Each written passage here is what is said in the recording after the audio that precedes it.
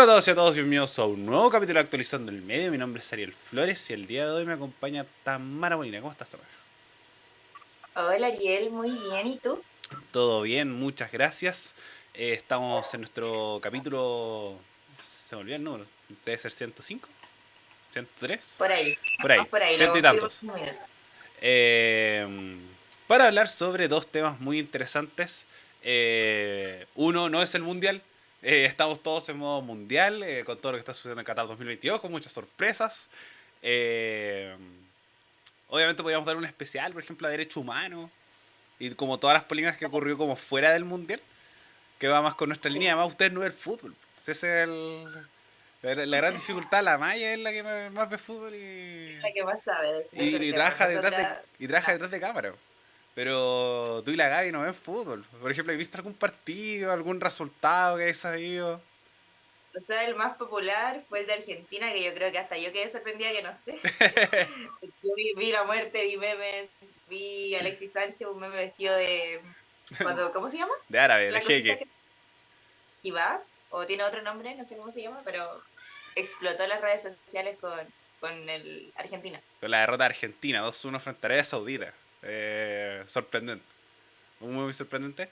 Pero también ocurrieron muchas polémicas, por ejemplo, con el tema del uso de los preservantes de One Love, que lo ha usado, por ejemplo, Alemania hoy día hizo una protesta, pero quizás podríamos conversarlo ya el lunes ese tema, de todo lo que está sucediendo Claro. en el Mundial de Qatar fuera de lo futbolístico, que la mayoría de ustedes, como dice, deberían saber y si no, es porque no les gusta el fútbol. Están todos su derecho. Pero el día de hoy vamos a hablar de dos temas distintos. Ah, no, antes, muy importante. Recuerden seguirnos en nuestras redes sociales, radio.f5 en Instagram, radio F5 en Facebook y todas nuestras plataformas. Ahora sí, casi todas de audio y video, porque ahora en Spotify nos pueden ver. Mira, qué salto de calidad hemos dado que ahora en Spotify nos pueden ver y también escuchar. Así que van a tener imagen de nosotros conversando en Spotify. En Apple Podcast todavía no se puede, pero nos pueden ver y escuchar en Spotify, en YouTube y escucharnos solamente en Apple Podcast para las personas que tienen iPhone. También recuerden que en Spotify nos pueden evaluar, nos pueden colocar estrellitas. Si les gusta el programa, mucho, mucho, mucho, colóquenle 5 estrellitas. Si no les gusta tanto, también colóquenos 5 estrellas. Y si quieren ser mucho más críticos, colóquenos 4. Menos de eso, ¿para qué va a evaluar? Pero sí, toda retribución ayuda. Además, recordar que tenemos una entrevista que subimos la semana pasada, pero empezamos a difundir el día de hoy, que es la entrevista con Carolina Carillanca, que es historiadora mapuche de la Universidad de los Lagos, que le ha ido muy bien y eso le agradecemos mucho a ustedes como audiencia, que le haya gustado ese contenido, que es muy explicativo y muy fácil para entender todo lo que está sucediendo en el sur de nuestro país. Así que si no lo has escuchado y estás escuchándonos en vivo, anda a escuchar la entrevista después del programa. Si lo estás escuchando de forma diferida, anda a escuchar la entrevista y después vuelve a escuchar este maravilloso programa donde vamos a hablar de dos temas que son la ley de presupuesto y el caso La Polar. La Polar tiene muchas aristas. Así que, Tami, ¿qué nos tienes para contar de todo lo que sucedió con el caso La Polar? Que tiene no solamente aristas, una arista que salió como en los medios de comunicación masivos, que era esta falsificación de Armor, sino que tiene otros temas que vienen acompañados de hace más de 10 años, que un poco lo vamos a conversar el día de hoy, donde va a ser un tema un poco más económico, pero también es muy importante saber por qué estas cosas se tienen que conversar. Y ustedes, si tienen tarjeta en la Polar, les recomiendo que vayan cerrándola, porque el futuro de la Polar no es muy esperanzador. Tami, ¿qué tienes para contarnos? Sí, la verdad que el tema de la polar viene, y como decías tú, hace más de una década, 11 años más o menos podemos calcular, que venía con una crisis económica muy importante, incluso, bueno, hace esos años atrás, 10 años atrás, se le había acusado de tener malas prácticas económicas, tuvo que en ese tiempo reembolsar a sus clientes, es decir, condonarle las deudas, porque entraron en una crisis financiera, y bueno, hoy día aparece este nuevo frente para esta multitienda que, como decías tú, fue precisamente con la marca Under Armour, que es una marca de ropa deportiva. Es una marca deportiva estadounidense en la que se acusa a la multitienda de vender esta ropa de esta marca, pero falsificada. Es decir, que no sería la original y que la tienda la manipuló, le puso etiqueta, le puso el bordado, etcétera, y lo comercializa como si fuera originalmente de Under Armour. esta denuncia se abrió por parte de la misma Under Armour, que es una subempresa que se llama Forus, quien señaló que acusó a la tienda La Polar, ya que ellos dijeron que La Polar nunca les había comprado a ellos ropa y que efectivamente estaban vendiendo esta ropa en la tienda. Entonces ahí, luego de comprobarse esto de que La Polar no comercializaba con ellos esta ropa, se hizo la denuncia y Carabineros llegó a incautar más de 18 millones de pesos en prendas de vestir. Todo esto dentro de la ropa deportiva, ¿cierto? Que sería ropa falsificada. Esta ahora está definitivamente en manos del Ministerio Público, que se está investigando. Desde la Polar ya se han defendido diciendo que esto es mentira. Han dicho que tienen toda la documentación correspondiente para establecer que todas estas compras y esta ropa es totalmente legal. Pero, sin embargo, esto está en investigación, no se sabe aún y definitivamente es un nuevo frente, ¿cierto?, de polémicas para la Polar, que tenemos que pensar que aparte de todas las polémicas que vienen hace 10 años, la pandemia también fue un golpe muy duro para la Polar, que incluso cerró en ese periodo de tiempo, si no me acuerdo, y ahora hace poco abrió de nuevo la multitienda. Y bueno, por ahora el Ministerio Público se encuentra investigando una posible infracción a la ley de propiedad intelectual por parte de la sociedad.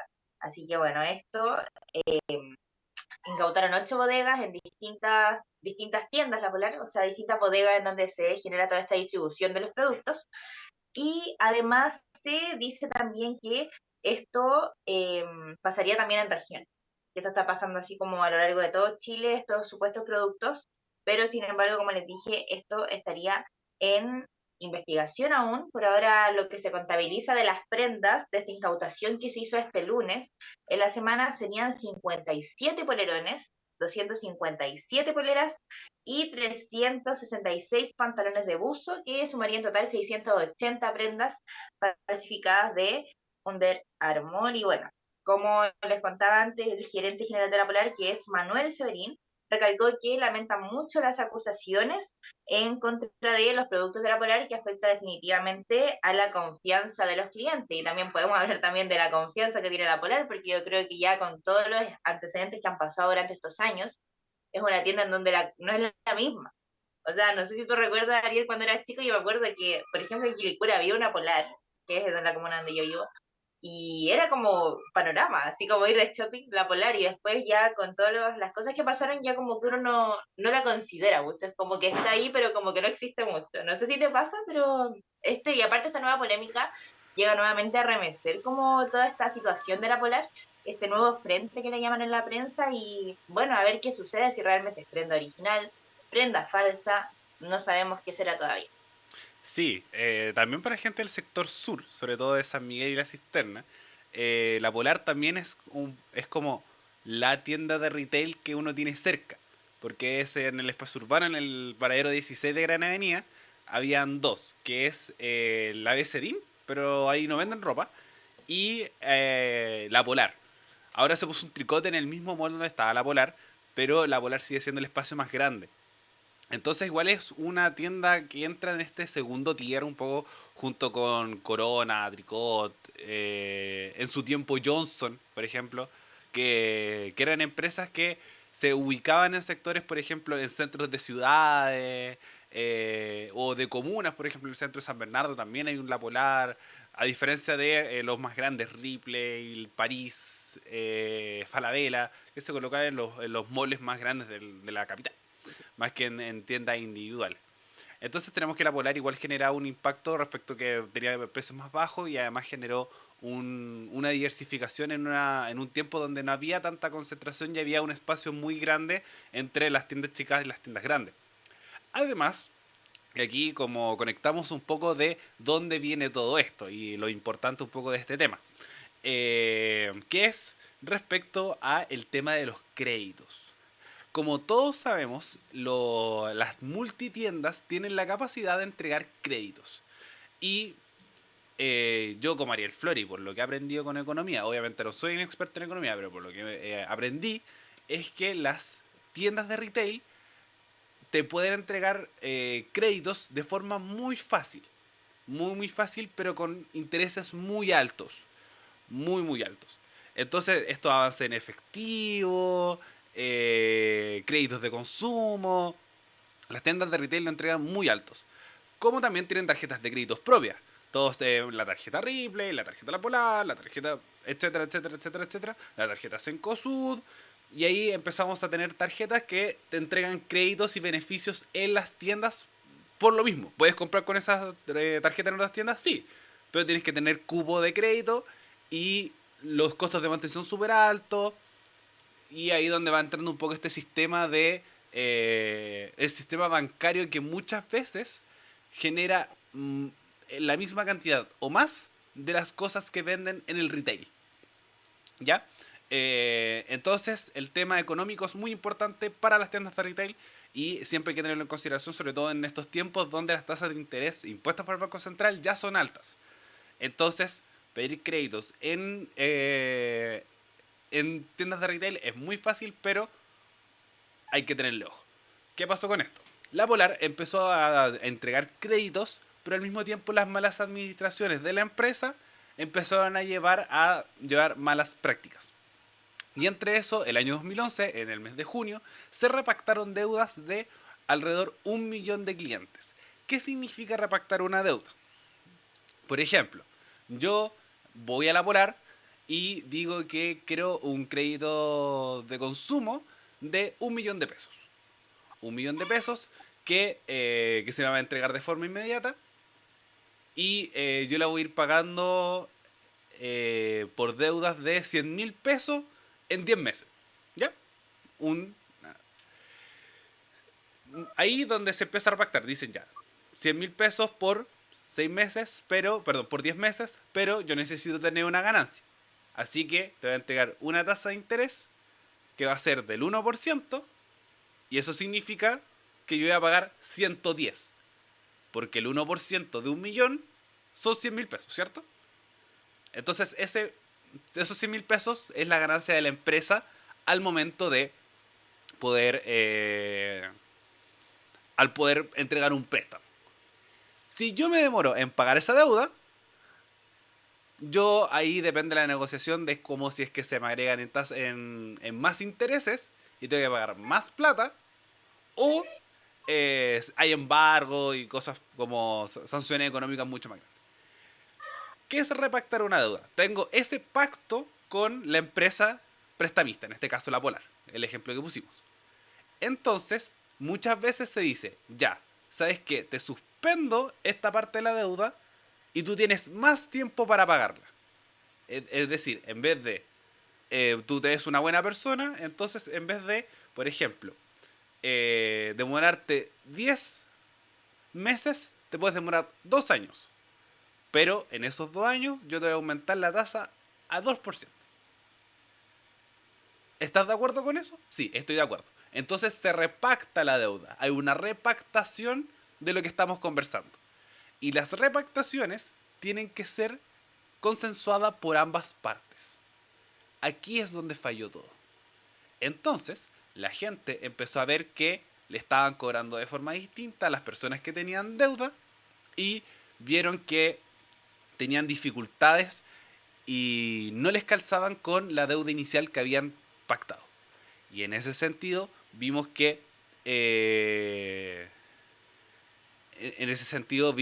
ellos tenían una deuda distinta allá a la que habían conversado. Eso sucedió el año 2011 con 1 millón de clientes, 1 millón de personas dijeron, oye, ¿sabes qué? Esto está mal. Ahí donde se generaron muchos problemas que llevaron al punto que los tenían hasta el día de hoy. Entre idas y venidas, por ejemplo, también una deuda con Iván Zamorano por el hecho de que él había sido rostro de la empresa. También como se habló de entregar información falsa en los balances, que eso también es súper grave porque, como vemos, todos sabemos, estas empresas funcionan con acciones. Y los accionistas tienen que tener certificación sobre dónde están invirtiendo. Entonces, al repactar las deudas, tenemos que los números no son reales. no son las pérdidas totales que tiene la empresa, y vemos que la empresa nunca ha tenido ganancias. Desde el año 2011 hasta el día de hoy no ha tenido ningún tipo de ganancia como empresa. Y junto con esto se le suma una demanda que le colocó a AFP Capital. Como sabemos, la AFP, como supuestamente invierten la plata de todos nuestros ahorros en acciones. Y si se buscó invertir en la Polar y vemos que le están entregando información falsa al mercado, es una problemática. Y tenemos que el 13 el 13º Juzgado Civil de Santiago falló en contra de la Polar y autorizó el embargo de sus bienes para dar cumplimiento al pago de deudas, intereses y costas. Esto luego que el 2021, la Corte Suprema ordenara el pago de indemnización a favor de la administradora, AFP Capital, cuyo monto se estimó en 22.000 millones de pesos. A esto también se le suma de que en julio del 2011 la multitienda notificó que acumulaba pérdidas por 892 millones de dólares. También informó al plan de negocios que incluía el cierre de 9 tiendas entre 2011 y 2012, y así con la Polar el panorama para el retail cambió por completo, provocando que la regulación se endureciera para la industria. Después del caso La Polar, que fue muy bullado, al mismo tiempo, entre medio estaba el caso Johnson. No sé si te acuerdas también del caso Johnson, que tenía también una deuda con el Estado, tenía una deuda con el Servicio de Impuesto Interno, una deuda muy, muy alta. Y hubo un perdonazo de esa deuda a la empresa Johnson, que terminó siendo vendida. Actualmente es parte de París, de Cencosud, del consorcio de Holtz-Polman. Entonces todos los Johnson ahora son Paris Express, creo que se llaman. Pero una idea que no prendió tanto, ahí que así que lo están administrando, pero las empresas de Holtz-Polman son las que están a cargo de Johnson. Así que en términos generales, eso es lo que está pasando con la Polar, y todo esto va sumando y va acumulando cosas para entender un poco que el sistema de negocio, que un poco primero vemos la FP, el tema de la inversión, puede fallar, porque las empresas pueden generar estas discusiones, pueden fallar, pueden entregar información falsa, verdadera, etc. Y al mismo tiempo el tema del endeudamiento de los chilenos. Tenemos que aquí se está jugando con el tema del endeudamiento, porque la población chilena, como lo sabemos, sobre todo por un sistema neoliberal que lo lleva es una población sobreendeudada. Entonces se está aprovechando eso, y también tener un poco de información financiera, un poco entregar este pequeño aporte de saber que el retail es difícil pedir un préstamo, es difícil pedir un crédito en una tienda de retail. Por ejemplo, a diferencia que creo, aquí no estoy muy seguro, pero yo sabría que, por ejemplo, los consorcios automotrices, las automotoras, ellos sí como entregan como créditos con muy bajos intereses. Entonces no es difícil comprar un auto. No es difícil comprar un auto porque los préstamos son a muy bajo interés, y lo tienes también con la misma automotora. Muchas veces también son con bancos. Y como todo el tema del banco, ya lo sabemos, pero el banco tiene muchos más peros para poder entregarte un préstamo. Y ahí es donde está la dificultad, y ahí es donde entran las casas de retail. Ha de decir como, oye, ¿sabes que el banco no te lo presta? Yo te presto, pero sí que te voy a cobrar todo. Todo lo que pueda, y voy a sacarte toda la plata que pueda. Y ahí es donde creo que se ve la gran dificultad, y al mismo tiempo un poco cómo se va hundiendo una empresa. Porque sucedió hasta de Under Armour, obviamente es súper chistoso de decir como tan ordinario para comprar ropa falsa, o no. Como ir a la Polar y comprarte una ropa Under Armour, como no, qué terrible. Entonces, pero ahí entra un tono de seriedad respecto a todo lo que está sucediendo con la Polar, y que lo más posible es que sea una empresa que quiebre, es una empresa muy grande que quiebre, y eso lleva despido de trabajadores, venta de insumos. Esto puede llevar a una concentración más grande respecto al mundo del retail, porque sabemos que igual el mundo del retail está muy concentrado en tres: en Ripley, Falabella y Cencosud. Y ahí es donde también entran otro aspecto. Por ejemplo, Cencosud, que es parte del consorcio Santa Isabel, Easy,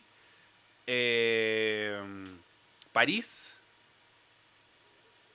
Esos son los tres más grandes. Jumbo. Entonces, como ahí ya tienes 4 empresas. Y al mismo tiempo, Cencosud tiene mall, como es Costanera Center. El Costanera Center es de la empresa Cencosud. Después nos vamos al sector de Falabella, que tiene Falabella y tiene Totus. En el lado Ripley es mucho más concentrado porque tiene mucho más foco tanto en el retail como en su banco. El banco Ripley tiene un crecimiento súper grande en el último tiempo por lo mismo, porque tiene un poco la concentración y es el segundo dentro de las empresas que va teniendo poder. La primera sí o sí es París, después viene con el grupo Polman y después viene Falabella con el grupo Solari, que son los grandes inversionistas de Falabella que han tenido muchos problemas con muchos cambios de directorio y todo. Pero lo más posible es que, por ejemplo, o Falabella, o Ripley, o Cencosud termine comprando la Polar. O sea, beneficiados un poco por la quiebra de la Polar por lo mismo. No creo que asuman su deuda, porque igual es súper grande. O podemos pasar a esto de la empresa zombie, como tenía Piñera, de, por ejemplo, tomar empresas con mucha deuda para pagar menos impuestos porque se toman en cuenta junto con las ganancias. Entonces no ganas tanto porque tienes mucha deuda, pero es una deuda que ya venía hacia atrás y no te afecta a ti como empresa. Entonces ahí es donde vienen un poco los giros y las cosas que pueden suceder con la quiebra de la Polar, que puede llegar a esto muy pronto, sobre todo con también una imagen propia como empresa, como tú bien decías, Tami, ya no es lo mismo ir a la Polar, te da hasta susto ir a la Polar. Desde el caso La Polar hace 10 años y ahora que están comprando ropa falsa, me imagino como que se generó histeria colectiva o con los perfumes y etcétera, etcétera, etcétera.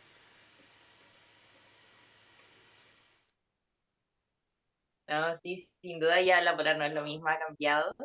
Y bueno, hablar un poquito de la Polar también. ¿Cómo ha sido el estado financiero de esta multitienda? En el segundo trimestre de este año, sus ingresos consolidados aumentaron un 5,7%, 5,7% respecto al mismo periodo en el año 2021, totalizando 184.505 millones. Bueno, hay mucho número, economía no nos fue muy bien, así que lo vamos a dejar ahí. Pero al mismo Pero tiempo ha habido un destacar incremento del eh, 72%. eso, y además igual es fácil subir. Sobre todo, por ejemplo, vamos a ver que muchas empresas suben. ¿Por qué? Porque el año pasado no se vendió nada. El 2020 no se vendió nada. Entonces, como Exacto. igual son números súper engañosos y que uno dice como, oye, sé que en relación a lo que vendimos en marzo del 2020, nos fue la raja. Pero es porque en marzo está ahí cerrado. Entonces, se puede generar también esa conversación de un incremento de venta en relación al año pasado, pero al mismo tiempo son números que, que colaboran, pero siempre se genera duda y no reflejan lo mal que está la Polar. Exacto, y asimismo, bueno, parte de los inversores principales de la Polar, que como decías tú ahí, cada conglomerado de tienda comercial tiene sus dueños, o los mayores accionistas que son los que lideran el negocio. En este caso, según los datos de la Comisión para el Mercado Financiero, sus principales accionistas son la Raíz Mundial, que acumula el 47,3% de los papeles de las acciones. Después le sigue la Bolsa de Comercio de Santiago con el 9,10%. Y después le sigue Banchile Inversiones con un 7,65%, después BTG Pactual y finalmente Santander, entre otros inversores. Y finalmente, eh, respecto a también lo que estaba pensando mientras tú hablabas, Ariel, tiene que ver con de dónde se origina como, qué pasará, porque finalmente la empresa que hace esta denuncia, por decirlo así, es Forus, que es como una representante oficial de Under Armour en Chile, que es como la distribuidora oficial de la marca. Pero pasa que efectivamente desde la Polar, como diciendo sus argumentos respecto a esta situación, señala que los representantes de las marcas en Chile, o sea, como Forus, por ejemplo, que es el representante oficial, no son los únicos autorizados para comercializar o distribuir estos productos. Entonces, efectivamente, quizás no le compraban a Forus, pero le compraban a otro distribuidor que, eh, que sí sacaba esta marca y por ley eso está autorizado. Entonces, me pregunto yo qué va a pasar, porque qué pasa si efectivamente no eran falsos. Si por algún otro motivo, todo original, solo que no le compraban a esta distribuidora que era la legalmente oficial de Under Armour. O sea, la marca ya estaba dañada, queda más dañada aún, porque aún así, aunque sea mentira y haya pruebas que lo acrediten, y haya documentos de compra y haya todo lo que sea, la confianza ya no es la misma porque viene con muchas cosas detrás que sí es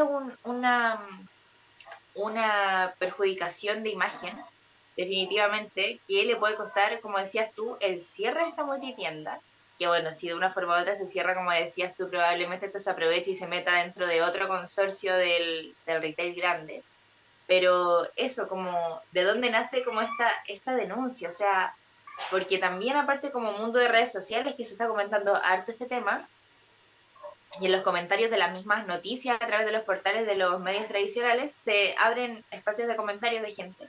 Y ahí decían, como opiniones encontradas, pero había gente que decía que por medio de redes sociales también se estaba denunciando hace mucho tiempo estas cosas, como incluso salieron como fotos de etiquetas como raras, como que no correspondían, de estas difusiones por TikTok, por redes sociales en general diciéndolo. Pero finalmente, ¿qué pasará? O sea, como con el prestigio de la marca que ya tiene como les contábamos aquí, tiene una serial de antecedentes súper grande. Una más que tiene que ver directamente con la confianza, porque ya, un tema es que haga práctica económica, son cosas como que uno no siente, como que lo hacen, pero uno como que no se da cuenta de forma directa. Pero cuando tú vas a comprar algo y un Under Armour que puede ser una marca cara, vas a pagar, no sé, 50, 80 mil pesos, no sé, algo más caro, y que te den algo que puedes encontrar en la feria. O sea, es como un aprovechamiento para salir también de esa otra forma que se ve. Como que esto sea un aprovechamiento para salir rápido de la crisis financiera. O sea, es decir, compras a mucho menos costo y lo vendes al mismo costo del original, poniéndonos en la situación de que esto sea verdadero, que esta denuncia sea verdadera, es una forma de la que se ve, que sea como una alternativa para salir de la crisis, pero definitivamente deja la tienda ahí como con la confianza más aún en el suelo. Sí, un poco para ver el tema de las administradoras, que es algo no menor.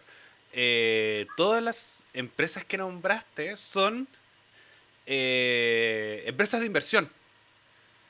Como, como no son como grupos de manejo de empresas. Como por ejemplo puede ser el grupo Luxic, el grupo Polsman, Mm. como lo hablamos ahora, etcétera, etcétera. Eso es como lo más conocido, Angelini, que está en el rubro de la madera. En este caso son empresas de inversión. BTG Pactual es una inversora, la Reinvial es una inversora, Banco Santander es un banco, pero también es un banco de inversión. Entonces no hay una concentración respecto, por ejemplo, a un grupo mayoritario. Entonces entre todas esas empresas se deben distribuir los puestos en el directorio y eso hace un poco que la empresa quede un espacio a la deriva. ¿Quién es el administrador principal? Eso después hay que buscarlo. Respecto al prestigio, estamos en un mundo además donde la competencia es cada vez más dura. Ya no solamente compites con las empresas locales, llámese con todos los que hemos nombrado. París, Ripley, Falabella, Corona, Tricot, etcétera, etcétera, etcétera. Y compites ahora con otras empresas de ropa que han llegado y han llegado a instalarse. Llámese H&M, Forever, Zara. eh, hay otras nuevas que también están como a cargo de estas mismas administradoras que cada vez hay más tiendas de ropa como de fast fashion. A eso lo compite con el... Aparte online, ¿Mm? aparte online como Chain, por ejemplo, Eso, que como igual tiendas de ha robado afuera. mucha ropa de que alguien, o sea, uno encuentra mucho menos costo de llegar a la casa y no va a la tienda. Sí. Entonces compites también con Shein, AliExpress, y Mercado Libre incluso. O ahora también con la facilidad de otros espacios como emprendedores, que también venden ropa de muy buena calidad. Entonces como la competencia es cada vez más dura y la Polar no se puede dar como un poco estos lujos. Y ahora, o- siendo súper abogado del diablo, decir, ya bueno, ¿sabéis qué? No le compramos al oficial, pero podemos comprar por un punto externo. Ahí donde tú como empresa tienes que decir como, mira, aquí en la empresa que le compramos es la empresa tanto, que vende esta ropa a tal precio. Quizás no con el precio, pero sí decir como, mira, aquí tenemos las órdenes de compra y le compramos a esta empresa. Porque o si no, obviamente va a caer en estas falsificaciones. Por ejemplo, no me sorprendería decir como 6 que ahorramos unos costos las compramos por el Express. Entonces, como obviamente el Express es un espacio de falsificaciones, puede llegar a haber una falsificación. Por productos que vienen de China, etcétera, etcétera, etcétera. Entonces, como eso no es comprar una empresa externa. Y al mismo tiempo, como ¿por qué la Polar y no otras? Entonces, como si todos se quieren ahorrar costos, obviamente debe comprar en la otra empresa y al mismo tiempo, por lógica, eso no puede ser lógico. ¿Por qué? Porque la empresa oficial es la que vende. ¿Sí o sí? No hay ninguna otra opción. ¿Ya? A menos que tú lo traigas del extranjero y ahí es como una vuelta más grande. Pero difícil. Entonces tú tienes una distribuidora acá en Chile. Entonces, si tú se la compraste a otra persona, esa otra persona se lo va a haber comprado a la empresa oficial. ¿Cierto? O un poco siguiendo la lógica. Entonces esta otra empresa te lo va a haber vendido más caro. Porque tiene que sacar ganancia de todo esto. Entonces tampoco genera una lógica para decir como ya estáis, tienes razón. Primero, si efectivamente fue así y se lo compraste a una empresa como tercerizada, es como, mira, si es que tenéis deuda, hacelo con la empresa directa, con la compra directa. Como no te conviene hacer una tercerización porque sí o sí te va a salir más caro. Entonces, ya a simple vista genera ruido esa justificación de decir, no, si es que se lo compramos a otra persona y que esa persona no sea AliExpress. No, todo apunta que eso, es comprar en China. O también que no es es una posibilidad, no estamos diciendo que sea así, pero por ejemplo puede ser cosa robada. Como que puede empeorar la situación. Y ahí es donde la Polar tiene que empezar a justificar bien, pero el futuro de la Polar se ve muy, pero muy complicado. Sí, le queda harto todavía a la Polar de justificar. Bueno, ellos dicen que tienen todos los papeles, que tienen toda la documentación que acredita la condición de que es un producto original. Pero bueno, para que ver qué sucede, porque esto igual recién está partiendo. Por ahora no sé si la gente va a ir a comprar a la Polar. Sí, O no. podríamos ir a ver como qué tanta gente entra, así como estudio social. Qué tanta gente entra a la Polar a comprar, a mirar los productos. O sea, yo creo que después de la gente igual va a estar como mirando la etiqueta, mirando el logo, mirando todo así. Y no solo en la Polar, porque imagínate, se abre un abanico de cosas que al final uno nunca supo que no eran originales y que compraban las multitiendas tal y como estaban. Entonces, sin duda es un tema que va a seguir dando que hablar, ya que la Polar tiene un historial económico bastante ahí turbio, manoseado, con todo este tema de las AFP, de las deudas pendientes, de las repactaciones. Así que vamos a tener que estar atentos a seguir también este caso y ver cómo se desarrolla. Efectivamente. Y con esto vamos a dar paso al segundo tema que también va a tener un poco relación con economía, pero no tanto, que es la ley de presupuesto 2022, que nosotros la semana pasada dijimos que iba a dejar coletazos y efectivamente, bueno, llegamos hace un mes diciendo como no, ¿sabéis qué? A conversar la ley de presupuesto de aquí lo que queda del año. Y efectivamente ha sido así y tenemos que ya se despachó una glosa principal, o bueno, el proyecto de ley como lo votó la Cámara de Diputados, y estas semanas, o esta semana en realidad, se empezó a votar en el Senado. Por una parte tenemos que los principales puntos a discutir y los que más polémica dejaron son seguridad, salud y vamos a englobarlo en derechos humanos, como estas glosas de presupuesto. Incluso en este último apartado nos vamos a detener un poquito porque es como algo extraño y, y ahí es donde se tiene que ver bien. Pero tenemos que se generó incluso una gran discusión que fue por la ley de presupuesto en seguridad, donde la derecha lo rechazó diciendo que era insuficiente. Pero esta insuficiencia lleva a que no se apruebe el presupuesto y termine siendo cero. Entonces ahí es donde generó una pequeña disputa, diciendo un poco que ellos son los grandes preocupados de la seguridad, pero no aprueban el presupuesto, llegando al punto que no se apruebe y ahora se pasa al Senado la discusión. Lo mismo con el presupuesto de salud, que genera que es un espacio donde se puede mejorar, donde se puede establecer y al mismo tiempo se busca un poco todo lo que se tiene que mejorar respecto a seguridad y al mismo tiempo como la plata es una. Entonces, al tener esta plata, ahí es donde se va viendo los porcentajes. Todo se va viendo en porcentajes de decir como este porcentaje de toda esta plata de la nación se va a ir a salud. Todo este porcentaje a cultura, permiso. La alergia. se va a ir a salud, esto se va a ir a tal lado. Entonces, ahí es donde se va manejando. Tami, ¿qué tienes para contarnos de todo lo que ha sucedido con la ley de presupuesto?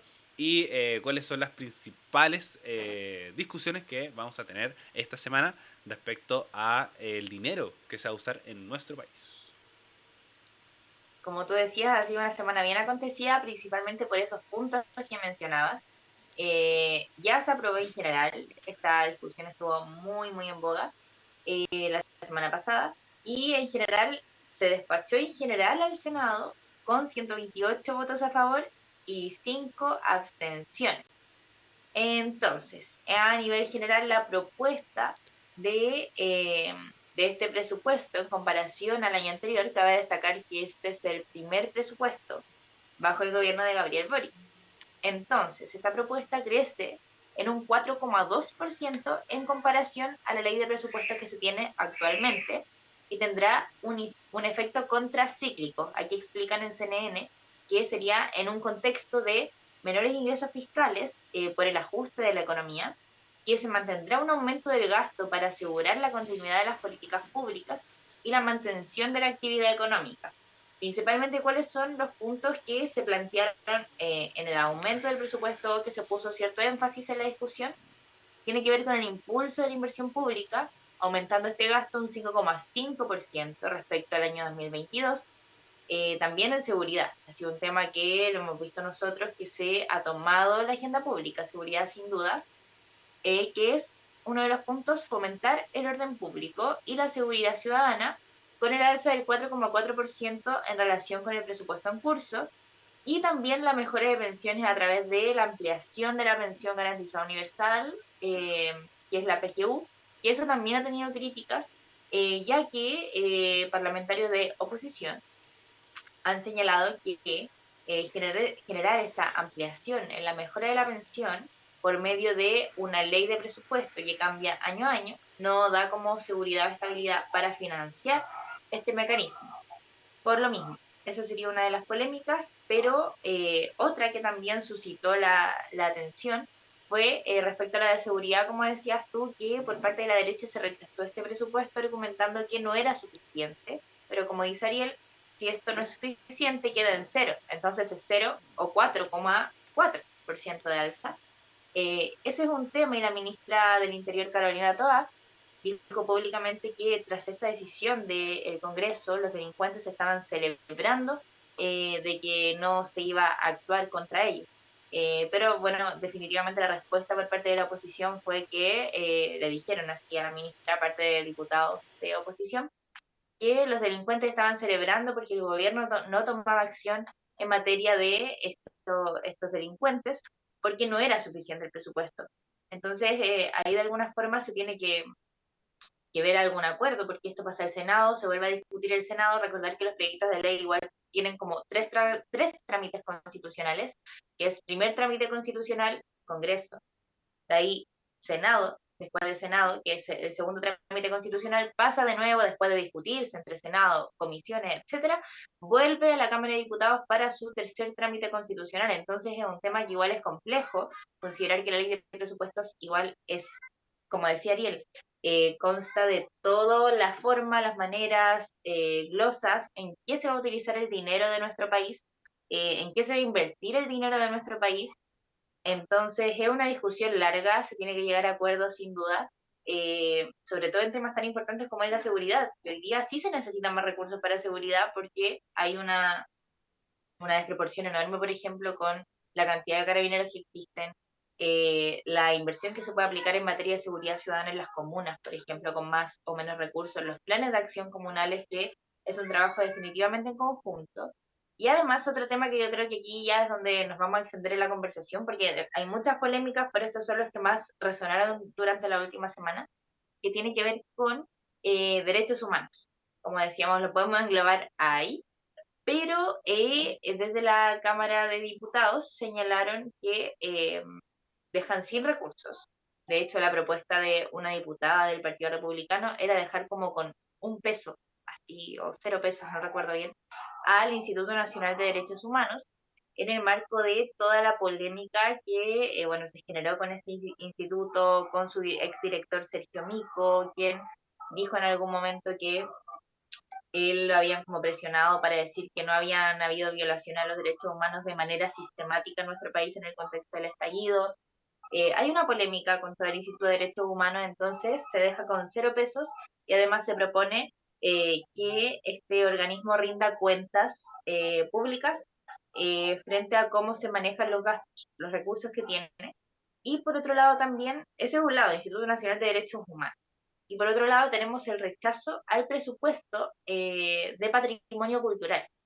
Dentro de este presupuesto de patrimonio cultural, que serían 90.000 millones de pesos, se financian organizaciones como es Villa Grimaldi, Museo de la Memoria y Derechos Humanos, Estadio Nacional, que son acciones conmemorativas, ¿cierto?, de las violaciones a los derechos humanos que se cometieron en la dictadura.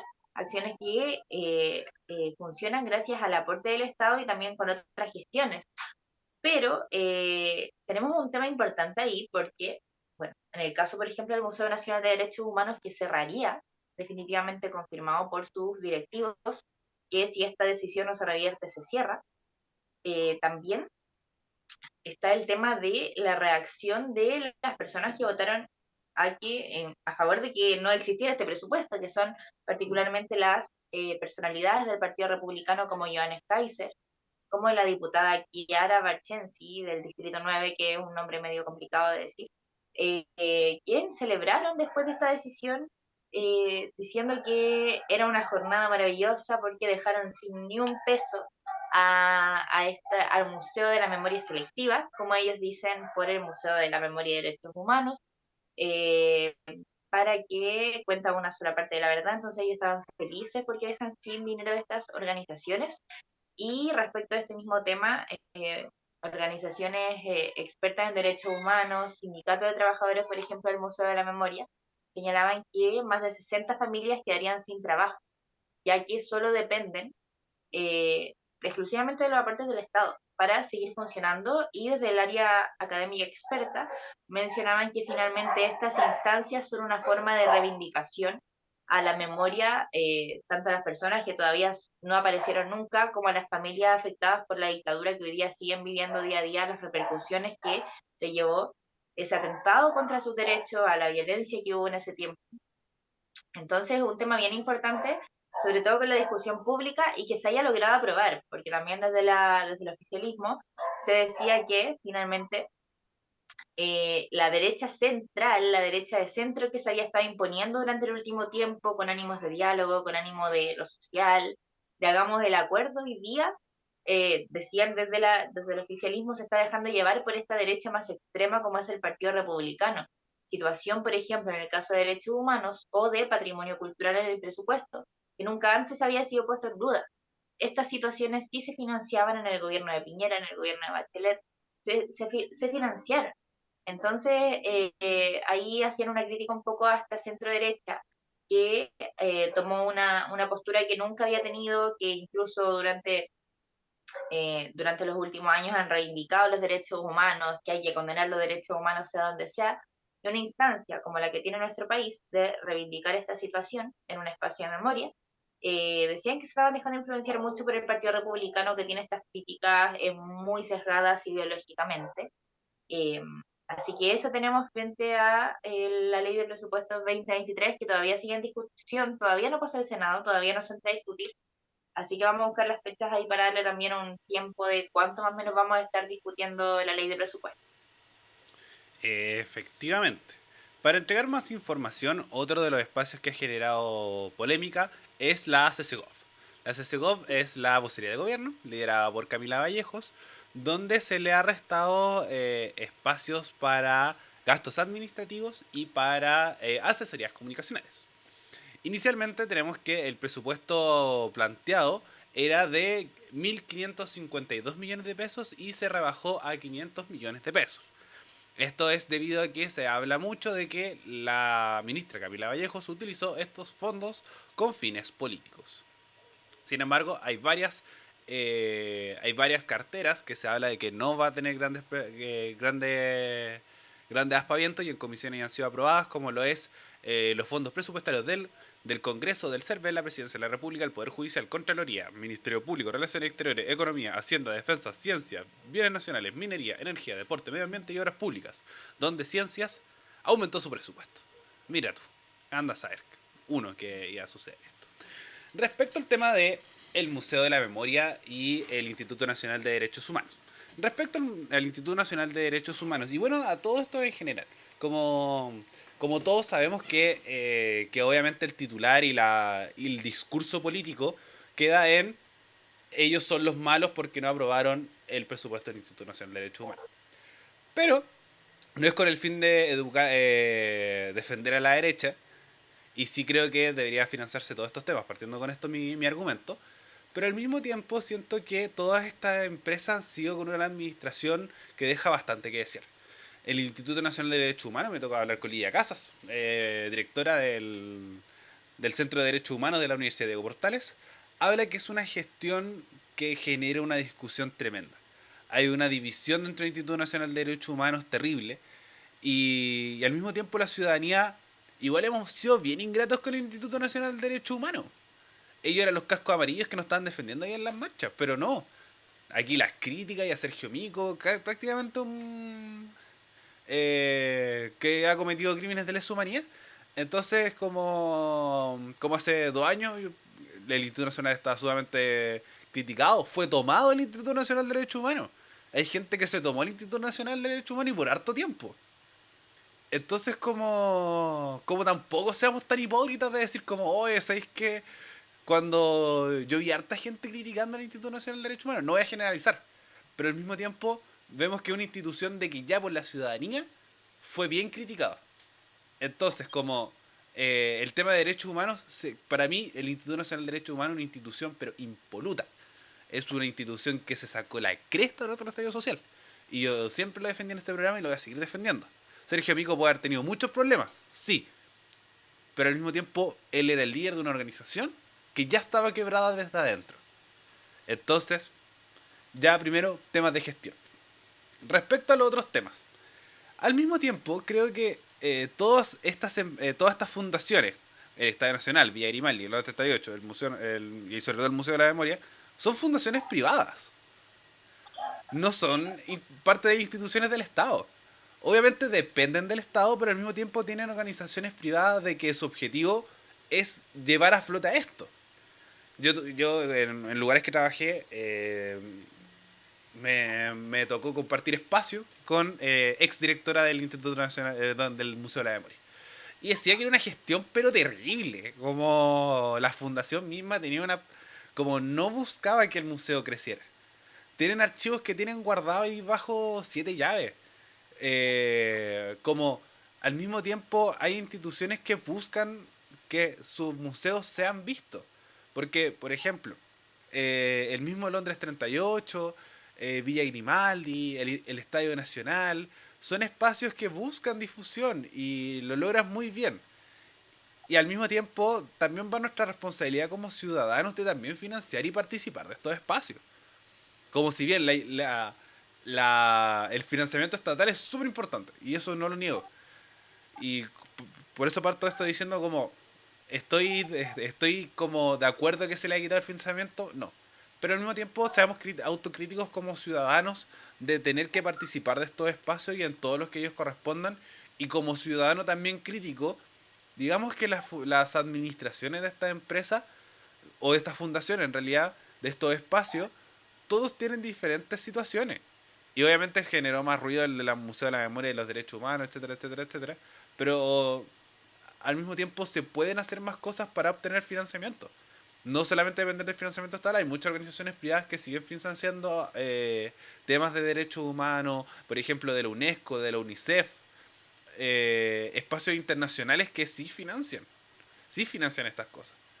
Pero al mismo tiempo, el decir, si es que no nos dan financiamiento estatal, quebramos, cerramos, yo encuentro que igual es súper irresponsable. Es súper irresponsable. Porque en este sentido igual la defensa de los derechos humanos como ciudadano Decir, ya, defendámoslo bien, participemos de estos espacios, pero que también funcionen como centros culturales, que también funcionen como espacios de cine, espacios de teatro, espacios de diferentes instancias, que más quedarse solo en un museo. ¿Por qué no financiarse, por ejemplo, con empresas? Buscar auspicio. Como demás hay un montón de organizaciones que quieren colaborar. Por ejemplo, el Museo Artequín. El Museo Artequín, que está detrás de la Quinta Normal, funciona con financiamiento privado y obviamente con aportes públicos. Pero también tiene visitas de colegio y un montón de cosas más que ayudan a financiarse. Y tienen exposiciones espectaculares. Vayan a Artequín, muy recomendado museo. Y hay otros espacios también. Por ejemplo, los planetarios. Los planetarios también como son espacios, por ejemplo el de la Universidad de Santiago, si bien tiene financiamiento de la universidad, pero tiene también otras exposiciones y los traen desde afuera. Entonces siento que el Museo de la Memoria yo no lo veo tampoco como un espacio, por ejemplo, si bien es un espacio de reivindicación para los derechos humanos, pero creo que solamente se queda en el 11 de septiembre. Entonces puede crecer, puede ser un espacio constante de actividades y no solamente quedarse con actividades el 11 de septiembre. Por ejemplo, quedarse con el 18 de octubre. Creo que también es un espacio muy importante para la reivindicación de los derechos humanos cuando el 18 de octubre en adelante para el estallido social se violaron los derechos humanos en Chile. Entonces siento que desde la academia también, por ejemplo, puede haber mucha difusión en ese espacio. Entonces, como también seamos críticos con estas mismas instituciones, que si bien son instituciones privadas, que es importante, no se tiene que quitar el financiamiento estatal, pero tampoco creo que decir, oye, sabéis que el Estado es súper irresponsable con esto, cuando también nosotros como ciudadanos somos súper irresponsables al no ir a estos espacios y ayudarlos a financiarse. Pagar su entrada, o por ejemplo ir a diferentes actividades. Si es que tuviéramos diferentes actividades pagadas, también iríamos para pagarle tanto a los artistas como para poder mantener ese espacio. Entonces, y al mismo tiempo, las municipalidades. Está la municipalidad de Santiago, el Museo de la Memoria. Si bien está la estación Quinta Normal, eso es parte de la administración de Santiago. También puede haber un financiamiento por ahí. Entonces, sepamos bien de dónde viene la plata y qué se hace con esa plata.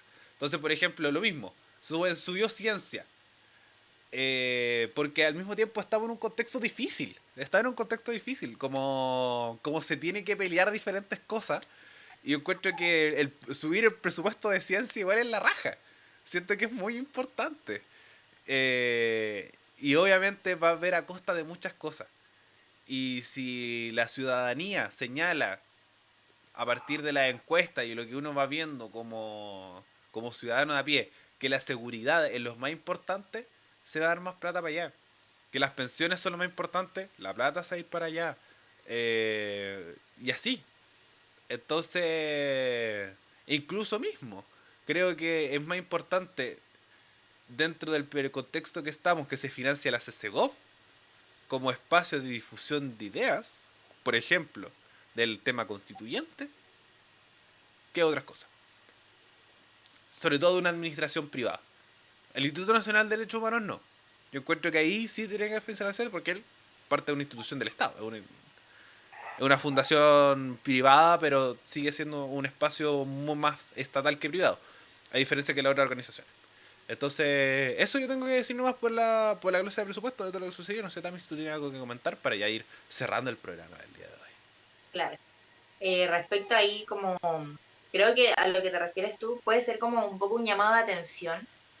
a Porque, por ejemplo, como decías tú, Villa Grimaldi, Estadio Nacional, son casos diferentes a lo que ocurre con, por ejemplo, el museo, que al final es como un edificio que requiere más dinero porque es, primero que todo, un edificio grande, eh, que tiene muchos trabajadores como con sueldo mensual por ejemplo, ese día que, bueno, estuvimos reporteando allá, conversé con el coordinador de red de sitios a nivel nacional y además el encargado de Estadio Nacional, Memoria Nacional, eh, que también es un tema que reivindica el tema de los derechos humanos, y él me decía, en el caso de los que somos más chiquititos, como Villa Grimaldi, como museo, como Estadio Nacional, también hablé con una persona que era de Memorial Paine, nosotros vamos a seguir funcionando con o sin funcionamiento del Estado.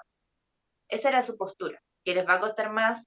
Y también había una crítica también a que, desde esa perspectiva, que el Estado no se hacía cargo realmente, más allá de dar cierto presupuesto, ellos tenían una crítica. Entonces, diferente es el caso del Museo de la Memoria y Derechos Humanos, que sí es un tema más institucional porque eh, podría sí depender más del Estado porque nace en un contexto de Estado, nace como un proyecto de ley con recursos asignados hacia ello. Ahora sí, sin duda te encuentro razón en el tema de que debe revitalizarse. Por ejemplo, si uno te habla del planetario, uno sabe que el planetario tiene actividades que en ocasiones son pagadas, que hay un panorama familiar. En el caso que puede captar el ambiente del del Museo de Memoria y Derechos Humanos, sí van muchas visitas de colegio, va harto turista también, pero no se cobra nada de entrada. Entonces yo me imagino que cuando van los colegios es todo gratuito, todo 100% gratuito, no hay nada que se cobre. También le planteé eso a los entrevistados que son, bueno, desde el sindicato y el directorio del museo, y bueno, decían como que no hay forma, o sea, ni aunque cobráramos, ni aunque no hay forma de ninguna parte de sacar estos recursos, que igual era harto, si no me equivoco eran como 2.000 millones, cerca de 2.000 millones que se le dan anualmente al museo dentro de la glosa de los 90.000 millones, para todos estos sitios dentro de la ley o sea, del patrimonio cultural que se rechazó por ahora.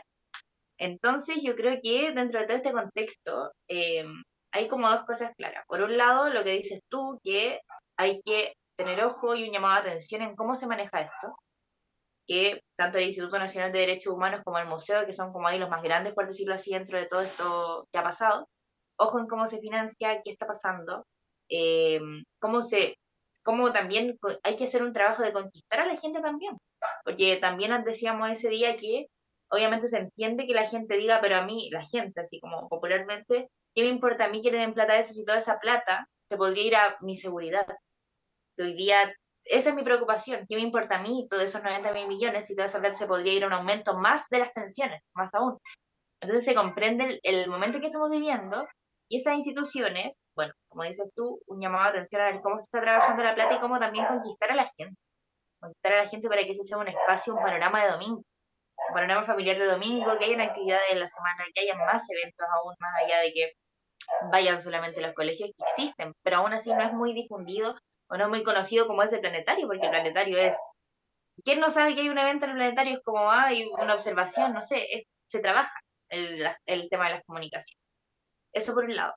Por otro lado, como les comentábamos antes para cerrar ya el tema y cerrar el programa, que el debate ya continúa en el Senado, que comenzó ayer, 22 de noviembre, y desde la página del Senado del gobierno, la página oficial del Senado en Chile, se señala que la mayoría de senadores y senadoras relevaron la importancia de reponer los recursos destinados a Interior y Seguridad Pública, con matices, ¿cierto?, respecto a los montos que se le asignan dentro de esta ley de presupuesto, y porque, como decíamos, varios legisladores lo habían considerado insuficiente, y también, bueno, carabineros y todo el tema, y también el tema de salud.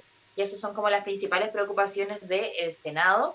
Respecto a materia de derechos humanos, no sé de qué forma se podrá reponer, si es que es una intención por parte de los senadores, si hay una intención mayoritaria por parte de los senadores de reponerlo, ya que si no quedaría en cero.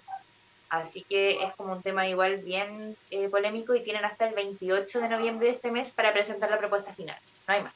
Así que quedan 5 días para poder afinar este presupuesto en el Senado, que tiene mucho que discutir, así que probablemente esta semana ya la gente igual se toma un poco de qué definiciones va tomando el Senado frente a la ley de presupuesto.